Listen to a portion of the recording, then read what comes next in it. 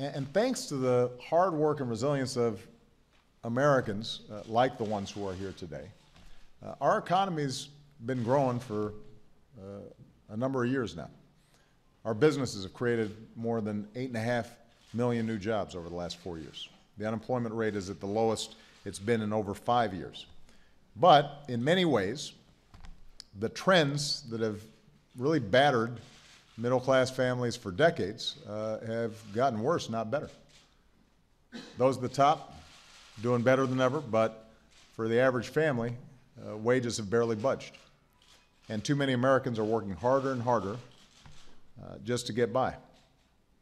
So we've got to reverse those trends. We've got to build an economy that works for everybody, not just for a few. And we've got to restore the basic notion of opportunity that is at the heart of the American experience. Opportunity for everyone. The belief that here in America, it doesn't matter where you started, if you are willing to work hard and act responsibly, you've got a chance to get ahead. So at my State of the Union at the beginning of the year, I laid out an opportunity agenda to give more Americans a chance to succeed. It's got 4 parts. Number 1, making sure we're creating more good jobs that pay good wages.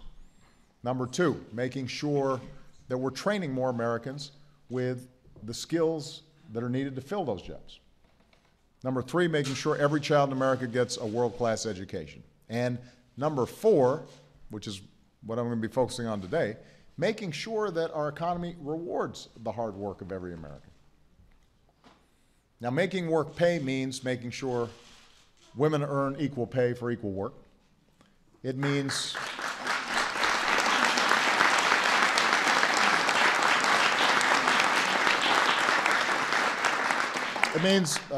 giving women the chance to have a baby without sacrificing jobs, or a day off to care for a sick child or parent without worrying about making ends meet.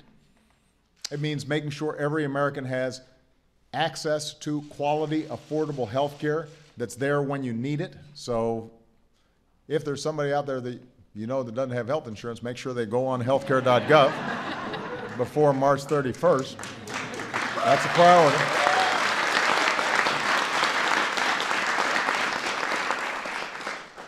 And it means wages and paychecks that help to support a family.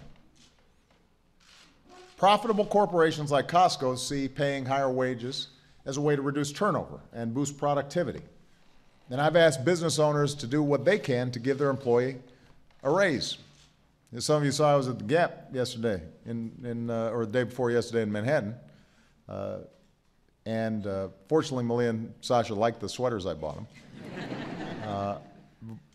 But part of what I wanted to highlight was the fact that, on its own, the Gap decided to give a raise to 64,000 employees across the country. I've now called on Congress to give America a raise by raising the minimum wage to $10.10 an hour.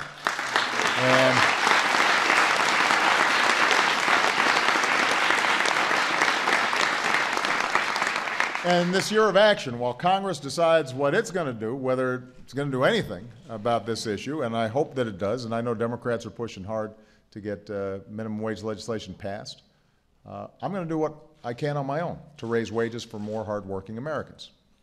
So a few weeks ago, I signed an executive order requiring federal contractors to pay their employees a fair wage of at least $10.10 an hour.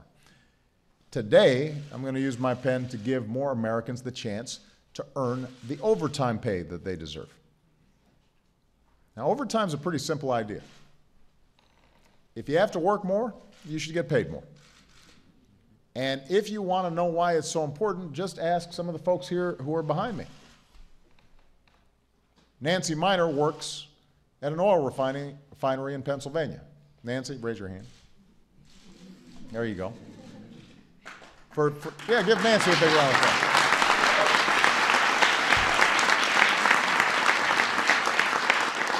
So for the last 16 years, Nancy has been a single mom raising and educating 4 kids on her own, and that is not easy, as you might imagine.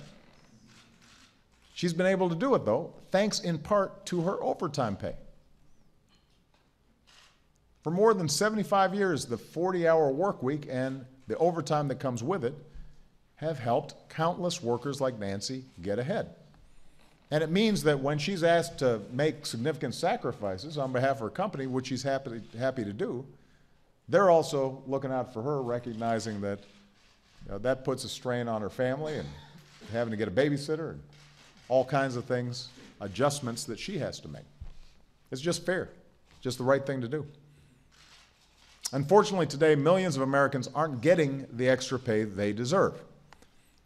And that's because an exception that was originally meant for high-paid, white-collar employees now covers workers earning as little as $23,000, $660 a year. So if you're making $23,000, typically you're not high in management, right? If your salary is even $1 above the current threshold, you may not be guaranteed overtime. It doesn't matter if what you do is mostly physical work like stocking shelves. It doesn't matter if you're working 50 or 60 or 70 hours a week. Your employer doesn't have to pay you a single extra dime. And I think that's wrong. It doesn't make sense that in some cases this rule actually makes it possible for salaried workers to be paid less than the minimum wage.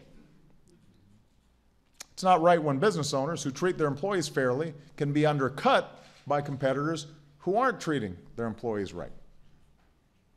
If you're working hard, you're barely making ends meet, you should be paid overtime, period. Because working Americans have struggled through stagnant wages for too long. Every day I get letters from folks who just feel like they're treading water. No matter how hard they're working, they're putting in long hours, they're working harder and harder just to get by, but it's always at the end of the month real tight. Workers like the ones with me here today, they want to work hard. They don't expect a free lunch, and they don't expect to be fabulously wealthy. They just want a chance to get ahead. So today, I'm taking action to help give more workers that chance. I'm directing Tom Perez, my Secretary of Labor, to restore the common sense principle behind overtime. If you go above and beyond to help your employer and your economy succeed, then you should share a little bit in that success. And this is going to make a real difference in the lives of millions of Americans, from managers in fast food and retail to office workers, cargo inspectors. And we're going to do this the right way. We're going to consult with both workers and businesses as we update our overtime rules. We're going to work to simplify the system so it's easier for employers and employees alike. With any kind of change like this, not everybody's going to be happy. But Americans have spent too long working more and getting less in return. So wherever and whenever I can make sure that our economy rewards hard work and responsibility, that it makes sure that it's treating fairly the workers who are out there building this economy every day, that's what I'm going to do.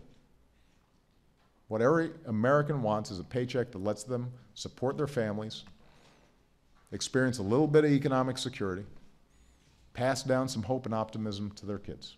That's what we're going to be fighting for. That's what I'm going to be fighting for as long as I'm President of the United States.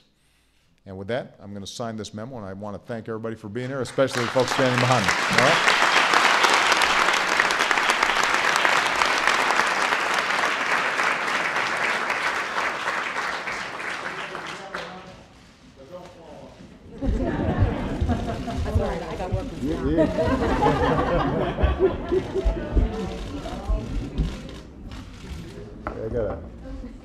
I gotta make sure I use every pen.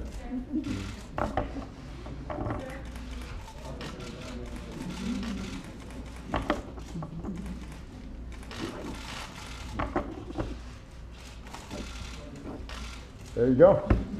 All right.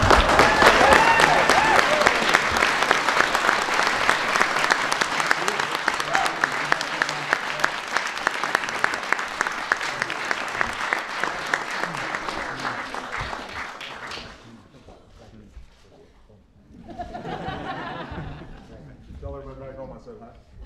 We'll catch you after. I want to see a picture.